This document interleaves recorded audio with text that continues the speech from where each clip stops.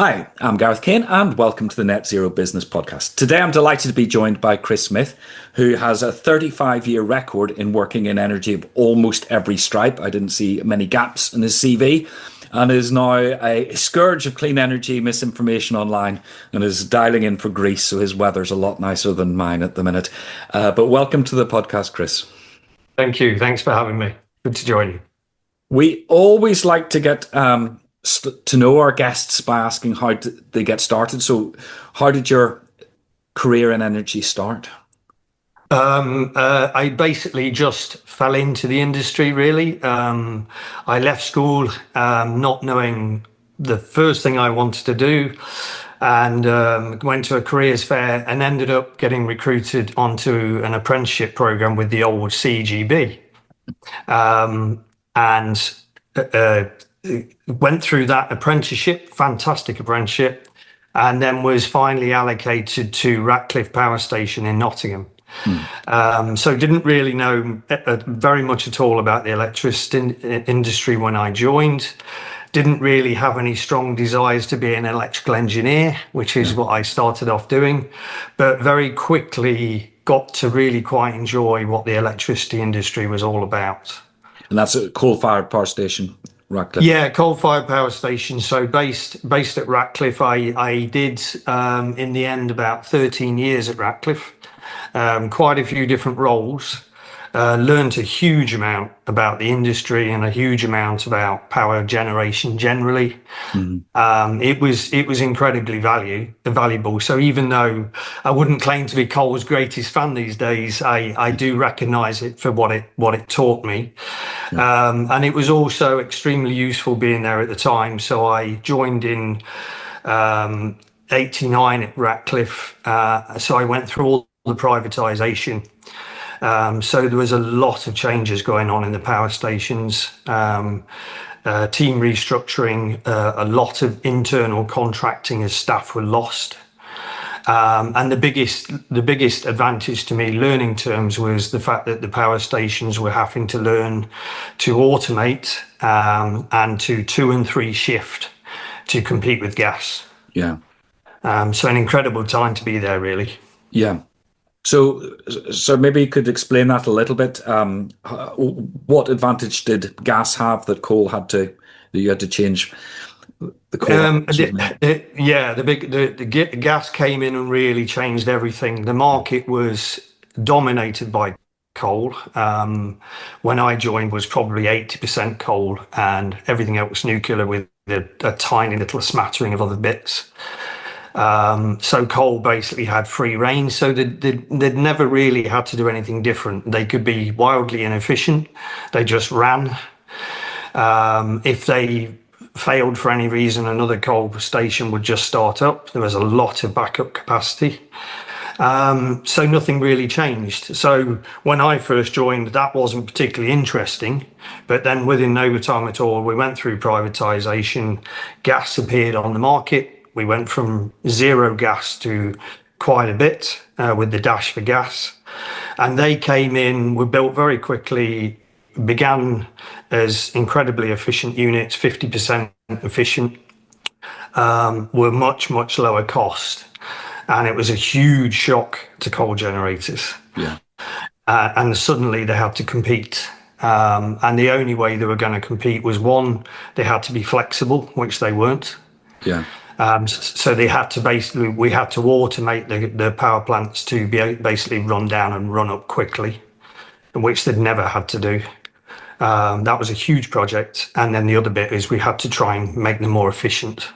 So a lot of capital investment went into trying to do that through changes on turbines, changes on the boilers, and a lot of automation generally across the site, which as an electrical engineer, that was a fantastic time to be there.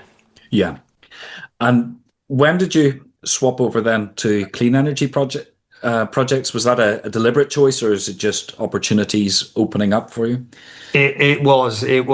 So while I was at Ratcliffe, I'd decided to continue my studies, knowing that this was the industry I wanted to be in.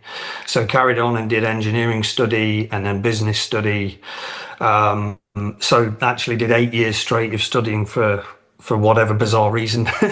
And as part of that, I got introduced quite a lot to different forms of renewables. So looked a lot into what the French had done on nuclear and hydro. That really excited me. Did some pretty big projects on that. Was aware of what Denmark was starting to try on wind. Yeah. And, you know, I was just very much aware of these things. And I thought, that really interests me. So focused on those quite heavily. And then when all that was done, would come back to Ratcliffe and think, well, I've got no exposure to those things. I would really like to get some exposure to those. But also a particular awareness that most of the people that went to these power stations stayed there for life. Yeah. And that wasn't going to be me. So in 2002, I broke free. I went off. I got the opportunity to do small scale hydro development, and I left the site. Everybody thought I was crazy, and they said, you know, what the hell are you doing going to join the hippies? Because renewables was just tiny then, really tiny. So yeah, I went off to do hydro development for about 18 months. Yeah. And then you moved on to offshore wind. Yeah, so the hydro development was going really well. It was fantastically enjoyable. My best ever job, without question. But wind was just starting to take off. Finally, really with the incentive schemes, investors were starting to get interested. The big six were starting to now see it for what it could be. And when I first joined, there was still a lot of giggling about it and, well, it's never going to be anything. Suddenly they were starting to realize it could be. So the team asked me, primarily because of my historical experience, would I go and join the wind team? Yeah. I didn't want to do development. That seemed incredibly frustrating. So I asked to join the asset management team. And again, joined at the most amazing time, really. Things were just starting to take off. Focused on onshore initially, and then offshore was just starting to happen. Yeah. So we had the Blythe demonstrator project I got involved in. And then we had Scroby Sands off Great Yarmouth, sistered up with North Hoyle, that RWE had at the time. And there was a massive learning curve from that, huge learning curve, and some pretty significant risks to the owners in going offshore. And so they asked me to join basically because of my experience. There was a lot of people in the renewables industry that didn't really have power industry experience. They'd come from other areas. Yeah. So you've been through then that transition yourself in career, and you know, we'll get on to sort of culture war type rows going on social media later, but we might dip into them as we go along as well. But you know, one of the big arguments, and even just this week, is, you know, how many jobs are in the green economy, how many jobs are going to be lost in the brown or dirty economy. So how easy is it how transferable were your skills in coal and then hydro into offshore renewables? In fact, incredibly transferable. And one of my biggest memories was leaving Ratcliffe, feeling really quite daunted about what I was going into, and then suddenly really happy with, all of a sudden you realized you knew all this stuff. So whereas before, I think because you were in an environment where it was just the routine, you'd gone into this completely brand new environment, huge learning curves, and you realized you had this knowledge, this experience. So actually, I couldn't have done a better thing, really, because I was able to then use that. And it was valued by the teams that you joined because they really needed that. So perfect for a young engineer, really. Yeah. But yeah, incredibly transferable. I mean, at the end of the day, you've still got rotating plant. You're sharing a lot of the same equipment, a lot of the same sort of things you've got to consider on power stations. So actually, there weren't huge changes. The main things that we found that were different were logistics. So going offshore, you had to get your head around all the logistics of working offshore, which was a very different thing for us. But we said, well, okay, there's people who've been working offshore for years. Let's not learn from scratch. Let's tap into their knowledge and experience. Yeah. Let's focus on, we're good at the turbines, we're good at the HV end on the substations. Let's get the people in that can do the bit in between. Yeah. And that was the key thing, really, not to try and reinvent things, learn from people that knew. And then on the onshore arena, the biggest challenge was always managing such a diverse portfolio that was across the UK. Yeah. So whereas you've got big teams in singular bases and power stations, now you've got guys all across the country. Yeah. On, at that time, very small sites, 3, 4, 5 megawatt projects. Yeah. So how would you manage the logistics? Importantly, how would you manage the costs of doing that? Yeah. And perhaps you could spell it out for us as well, because when you talked about asset management, what was the day-to-day job then? Yeah, and again, that's what made it particularly interesting for me, because you'd be on a power station, you need to have quite a narrow role. You work on the turbine, for example, you do these things on the turbine, and it's quite repetitive. You would go to work on a wind farm, so I would be an asset manager for maybe 5 or 6 wind farms, and you dealt with everything, absolutely everything. So all the maintenance, all the repairs, the teams doing that, all the stakeholder engagement, of which that's another big difference with renewables to power plants, a lot of stakeholder engagement. People in the local area were very, very interested in what you were doing, would be quite vocal about what you were doing. Didn't really get that with power stations. Your local councils would be heavily involved, didn't have that with power stations. Landowners, which were quite often farmers, would be heavily involved in the projects, often because they got a financial buy into the project. So they were very keen on the project working well and performing well. So you built a number of relationships, which again was quite different, and that suited some people more than others. But it was nice because it made it more than just an engineering role. Yeah. And then eventually, you can feel free to talk about some more of those projects if you want, but eventually moved on to solar and battery projects, which don't have moving parts. Again, what was was there a jump in knowledge or a learning curve? Yeah, that was probably my biggest learning curve. So it felt all the way through that transition from an engineering point of view, it was relatively straightforward, really. The biggest learning curve was the wider context in terms of asset management. How do you get good at stakeholder management? How do you get good at being heavily involved in finances? How do you manage budgets? All those kinds of things. That was the wider arena, but the engineering was similar. The only thing that ever really changed was the problems you were dealing with.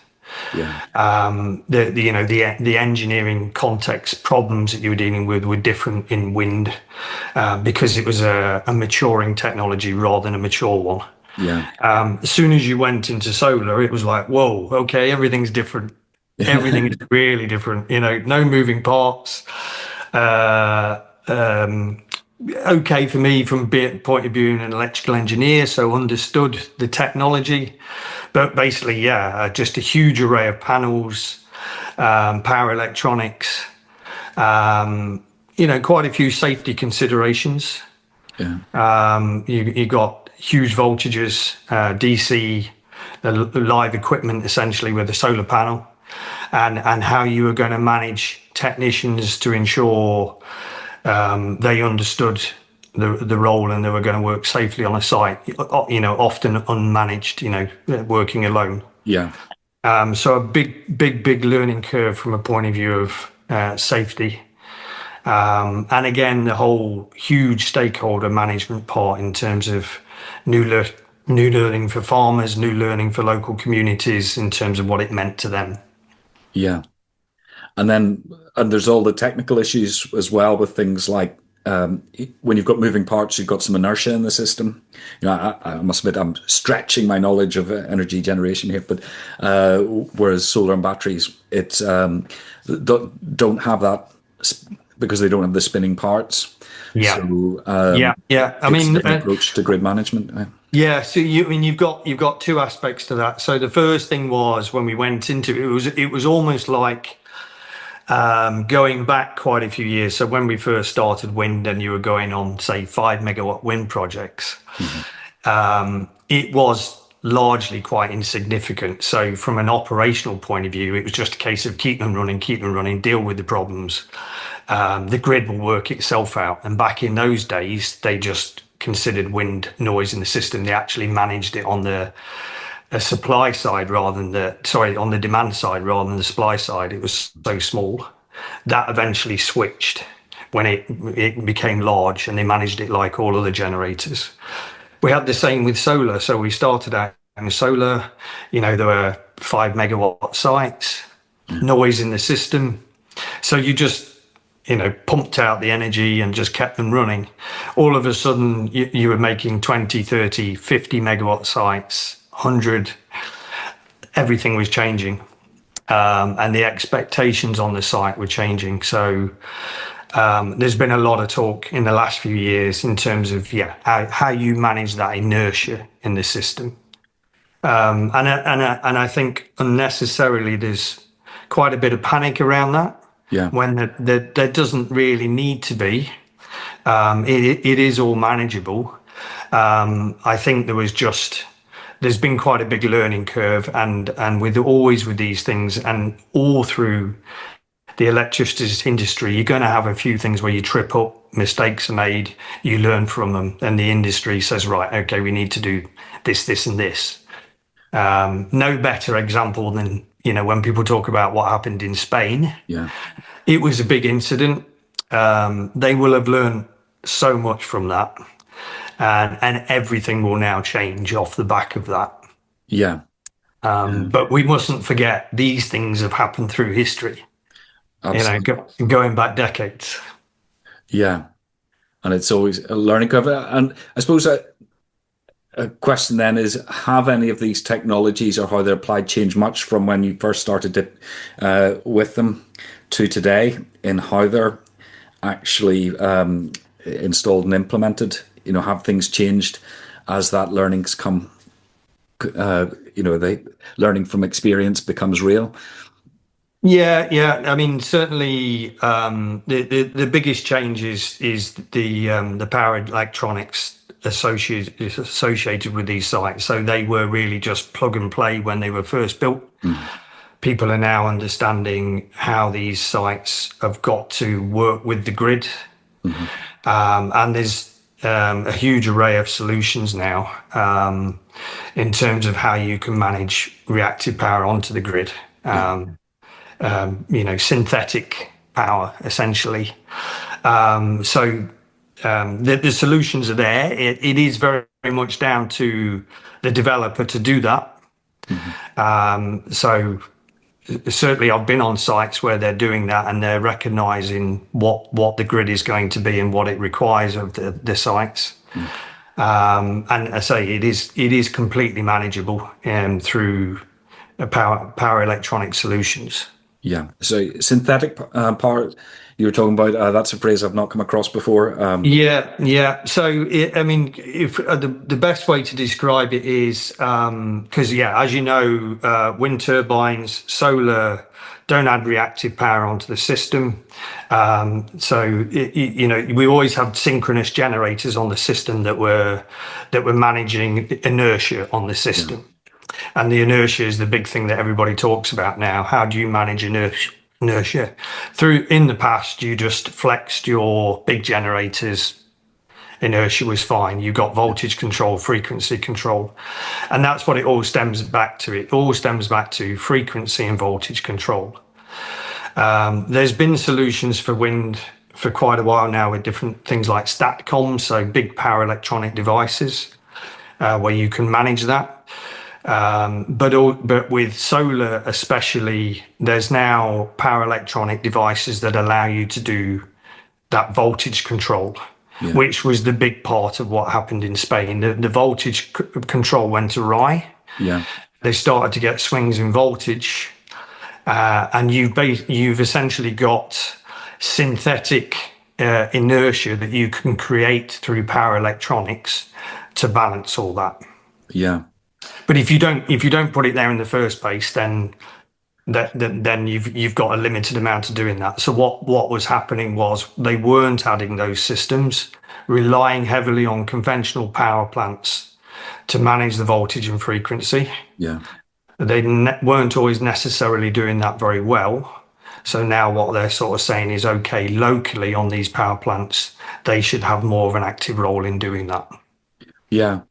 Yeah. When I was reading about, what happened in Spain, and I understand the frequency got out of sync in different parts of the grid, so they had to split it off. It did make me wonder whether we should be sort of moving to a less, saying as we've got decentralized energy, whether we should be moving to a less centralized grid. But that again, I'm definitely at the edge of my Yeah, well, knowledge I of mean, these things to know the pros and yeah, I cons. mean, we essentially we are. I mean, what we've done, and this is why I guess a lot of the negativity that surrounds me, this frustrates me quite a bit, because I think we have to recognise where we've got to, how far we've come, and we've made an enormous change. We took in 1990 we had a completely centralised, nationalised system that just chugged away day after day after day. Nothing really changed. And with a very short space of time, we've now got a hugely distributed system with things hanging off it everywhere, all over the country: wind, solar, batteries, hydro, you name it. And that's a massive change. And yet we've managed it incredibly well. I Yeah. mean, I really do hats off to Netso, the grid guys, for really managing this supremely well. And Britain, really, we're always leaders at doing that. And I say it's inevitable in some locations, the ball was going to be dropped. But we mustn't forget how far we've come. And so all we're doing now is we're saying, yeah, we used to manage all that centrally.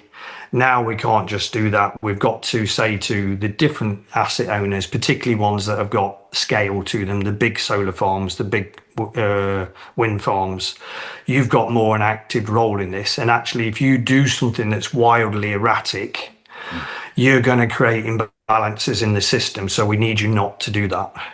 So we haven't got to rely all the time on these big guys and especially in the future, because they'll play less and less of a role in the future. Yeah. So you've got to play a much more active role in managing what you do. Whereas when I first joined, just say you just dumped it on and you didn't worry about it. Yeah.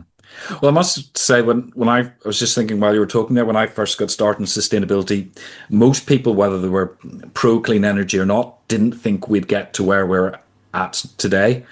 And the other thing, and this is coming from, in particular in my mind as a manager of a major gas-fired power station, is predicting blackouts.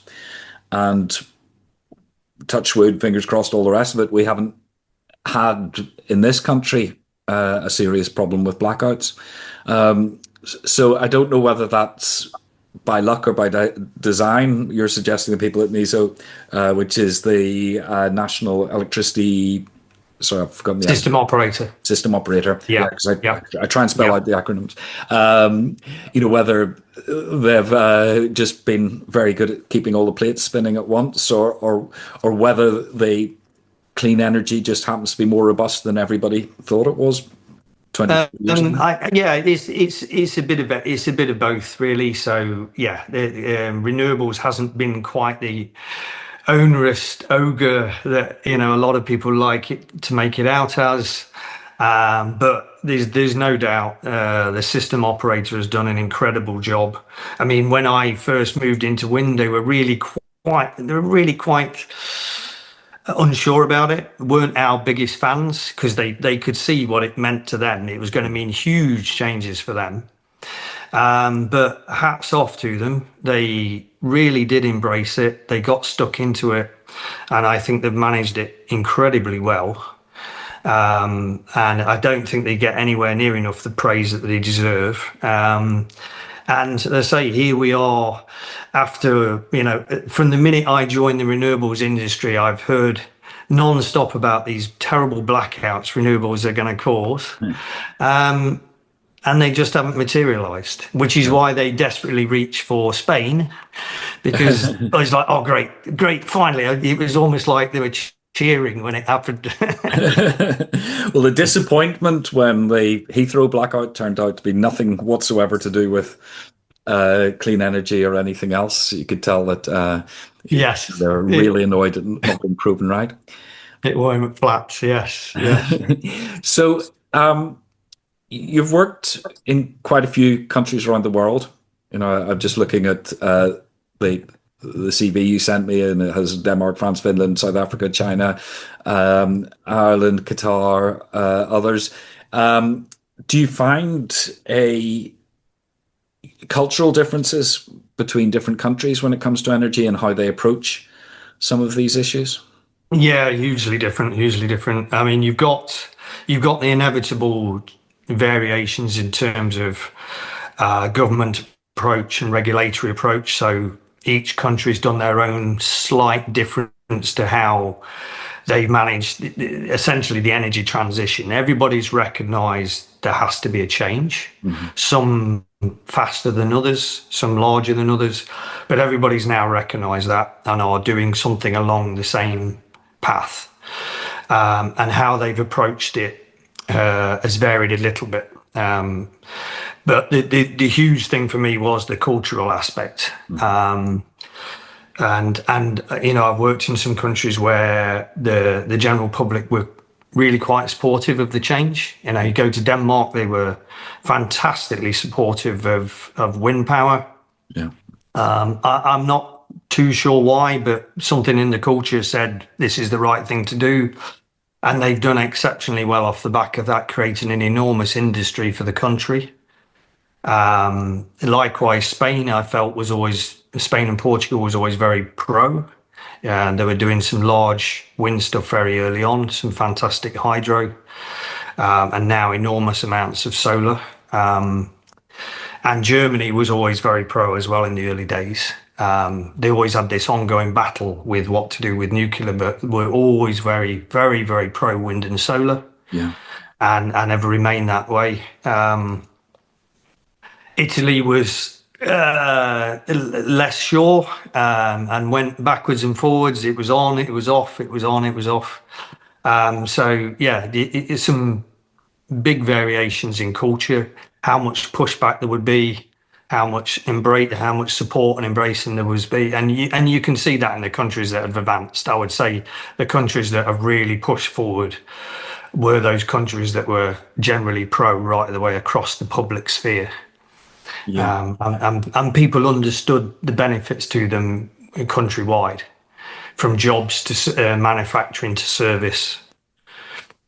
And then you go further afield, and then you get some wildly different things. So China there was just completely different in the fact that it's very much like we were in CGB days. The government decides what you're going to do, long-term plan, long-term vision. This is what we're going to do, and the public just go with it. Yeah. And to a large extent, we were the same in the 50s, 60s, 70s. There was no huge pushback against it. If that's what the government says we should do, that's what we'll do. Yeah. We built out, huge amounts of lots of power stations, huge amounts of grid, just in the same way as China's doing now. A centralized focus. Yeah. Yeah, which for China is a centralized focus for such a huge country and huge population is an interesting issue, whether or not it would work in a democracy. But have you seen anything that works in other countries that you would, if you were advising, say, the UK government, that you would say, here's the pick and mix of advice I would give you from different countries? Or yeah, I mean, the standouts for me, the initial one was always France. Yeah. basically because they understood right the way back from the 70s oil crisis Mm. what it meant. And they embraced hydro, they embraced nuclear. They recognized the fact that they had to get off fossil Yeah. fuels, committed to it in an enormous way, and are about to do again with this latest fuel crisis. So they were always quite an inspiration. Spain, because they've embraced different technologies, had some big bumps along the way, but remained completely committed to it. You know, they had challenges with pricing just in the same way as we've had, and had to go through some significant market reforms to address that, but they've achieved it. Yeah. And now I've got a greater commitment to renewables than ever, despite that, despite public protests with pricing, despite their grid issues. They remain as committed as ever and pushing on as fast as ever, and now have good prices. And then also, to a certain extent, what I saw in the Middle East, where, and again, this goes back to being a different, you know, a bit more authoritarian regimes like China, where you can decide what you want to do. Yeah. You're going to do it, and it happens. And the impressive nature of that is the speed at which things happen. Yeah.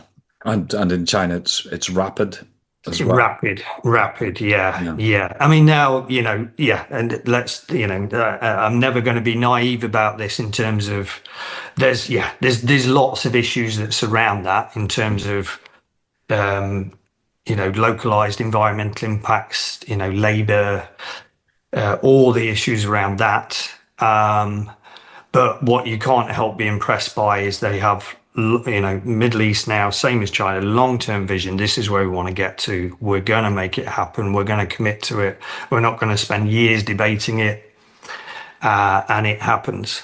And then you get a momentum with Yeah. that, and then you also get public buy-in because they see the outcomes of it. Yeah. And I saw just today that China's made a surplus of solar panels. So presumably the cost of solar is just going to drop further until at least that slack's taken up. Yeah, Yeah. yeah, and I guess they just, I mean, they've been producing massively, and it's the fact that they don't fear that. You know, we would be debating that forever and a day in terms of what a production volume be. They've left their manufacturing industries to get on and do that. Yeah. And I guess they have every confidence that they will sell, and they just see what the future for solar is. Yeah. Absolutely. And where do you see energy going next? You know, whether in the UK or Europe or beyond? Obviously, Donald Trump's trying to press back and take us back to your old employer in coal. You know, announcing $700 million of subsidy into the coal industry, which is quite odd for a mature industry. But it just seems like the change to renewables is just going to keep rolling. But how do you see it? Yeah, I think it's inevitable. So yeah, I'm incredibly optimistic about the future, and to a certain extent, that's why the things you hear out, the scaremongering, the nonsense that you see repeatedly, in a lot of ways, is water off a duck's back to me. In the fact that that snowball is rolling down the hill now, and it's getting bigger and bigger. Yeah.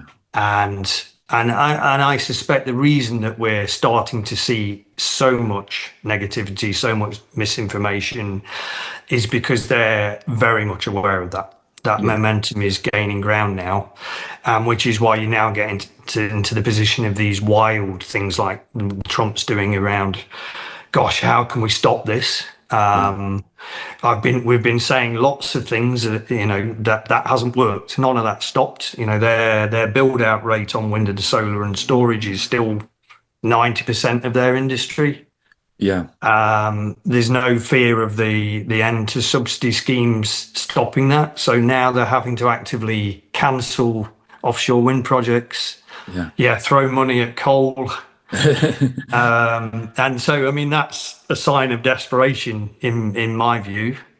And I still don't think it will work. You know, Yeah, the offshore wind schemes in the US are fighting their way through legal battles and continuing development.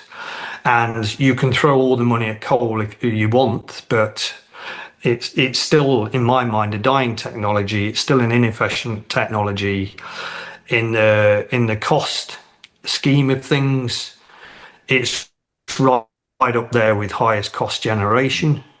You know, and as somebody rightly pointed out in the US to me a couple of days ago, who's heavily involved in that industry, well, they've got no tech to build anyway. The coal industry has been dead so long, yeah, they've got no coal generation tech, so they would have to import it from laughably China. yeah, So you end up buying in the tech to do it, and with huge tariffs on it now, yeah, how's that going to work? You know, in practice. And it's the same for us when you hear it here. And this is a question I repeatedly ask. Okay, if you're not going to build renewables, what is it you're going to build? yeah. Crucial question, and trying to get an answer to that is extremely difficult. Yeah.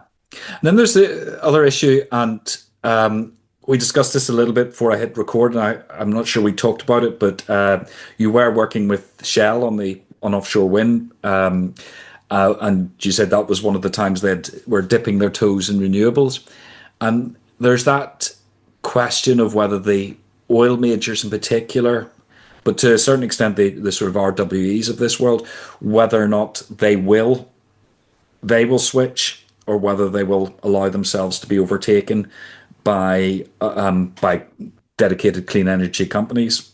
And we're seeing that tension in the motor industry, where these Chinese brands who have never made anything other than EVs, because BYD was a battery manufacturer before it was a car Yeah. manufacturer, and the legacy brands are struggling, whether to, I suppose, let go of the side of the swimming pool and strike out for EVs.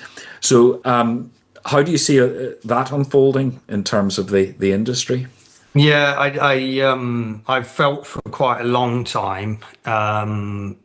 A lot of companies are sleepwalking into this. There's a huge amount of denial within industries, within politics, policymakers, about just what's coming. And a fantastic example of that is EVs. You know, to have people that are manufacturing mobile phones 6 years ago now producing cars Yeah, is quite incredible. And I've said for a long time, the entire industry will end up reflecting changes we've seen in photography, you know, Kodak's, Blockbusters, all these big names that we've seen come and go. yeah, I think we will face in the whole sustainability environment, whether it's heating, whether it's transportation and energy majors.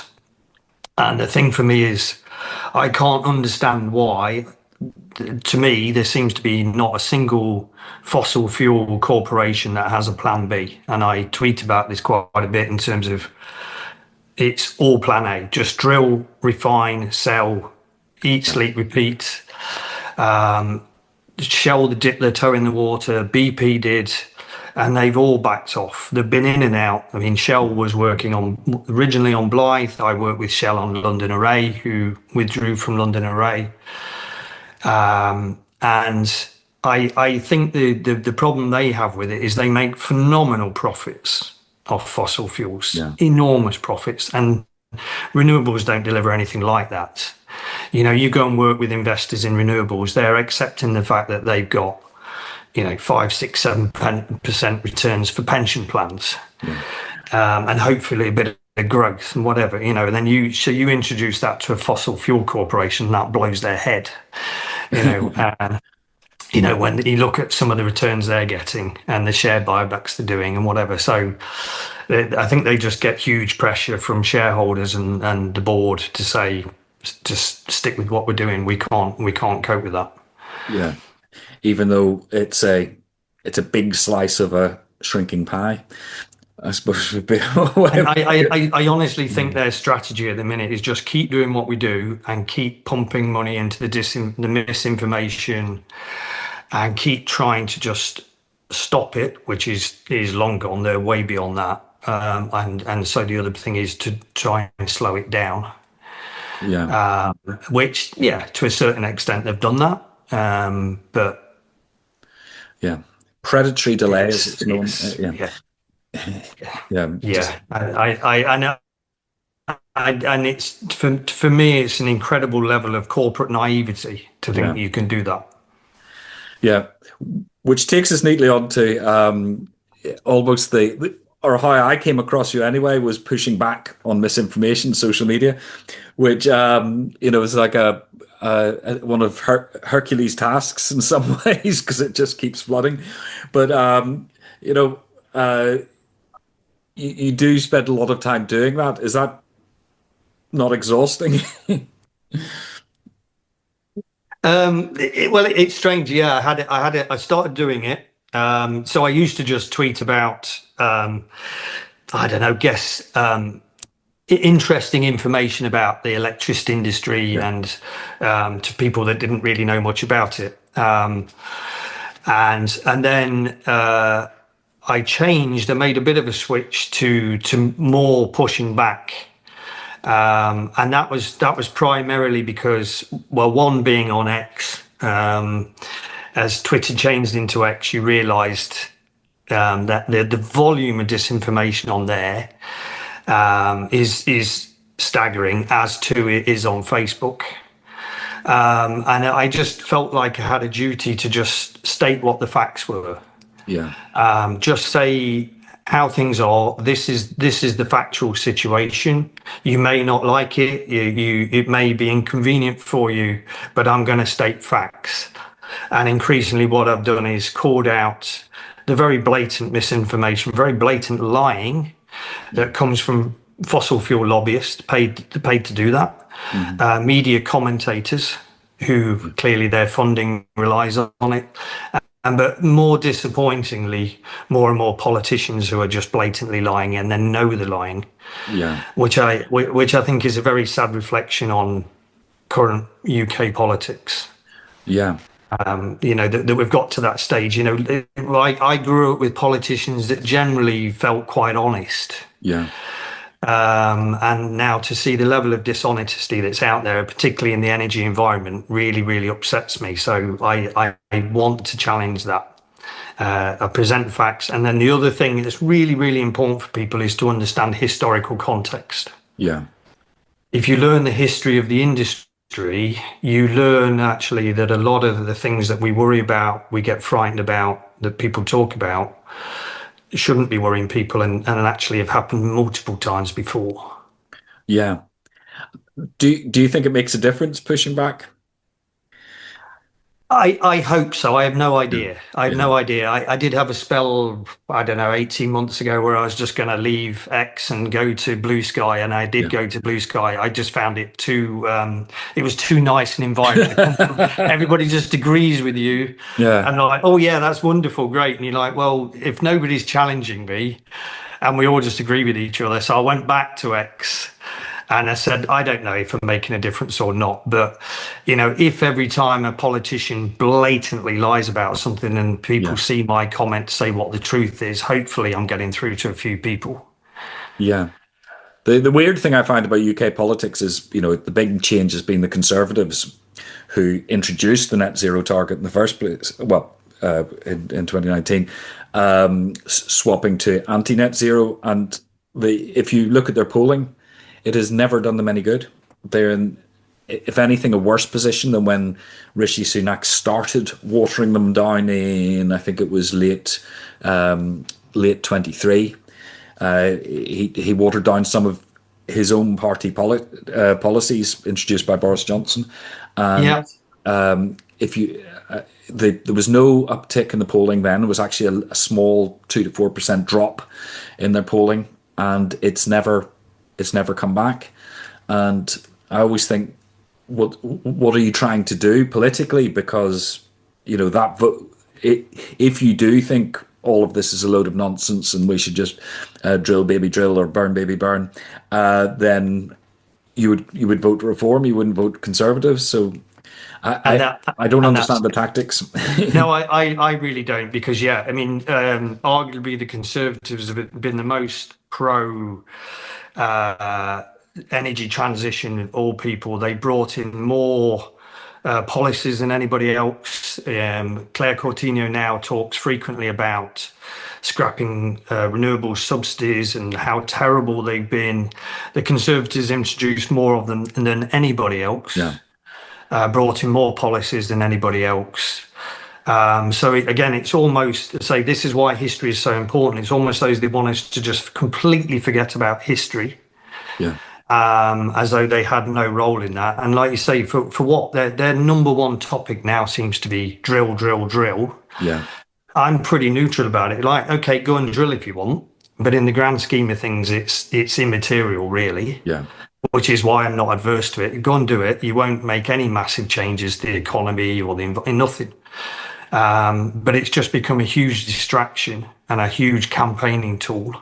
yeah, And actually, all you're doing really is you're trying to compete with reform, and that to me is impossible.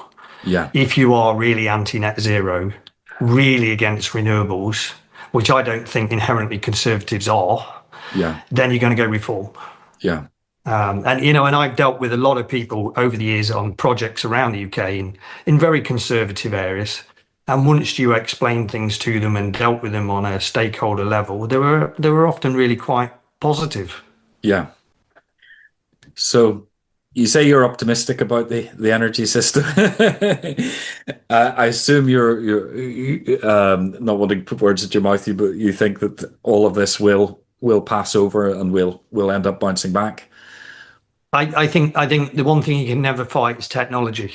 Yeah, You can't, all history tells us that you cannot fight back against technology, which I think some politicians are pretending we can do, whether it's down to EVs will never amount to anything, or wind and solar will kill it off. To bring back what exactly? yeah, Technology is technology. It advances all the time, and policies will always be built around the latest technology. So I think we're too far along. We're not going back. So the only thing that will really change is speed of change, really. yeah. And hopefully we hit more economies of scale and things change even more quickly because as we said before, the fossil fuel industries are very mature, so they don't really have far anywhere to go in terms of suddenly being much more efficient or anything else. No, and that's it. And the one thing I remind, because a lot of the debate at the minute had been in terms of where we go to next, what we're going to do next. And the challenge I put to politicians on social media is, okay, if you're anti-renewables, you're not going to do renewables. What you're going to build? Well, the choices are gas and nuclear. Forget coal, that's dead. But all the time, the comparisons are made between historical renewables projects. So, let's take the last auction AR7 against a 20-year-old gas generator. Well, that's ridiculous. Yeah, Let's compare today. So what you're going to build a nuke for today, what you're going to build gas for today, what you're going to build wind and solar for today, and it's outperformed every time. yes, So again, the reality will bear out in the economics, particularly as solar and battery costs continue to fall. yeah.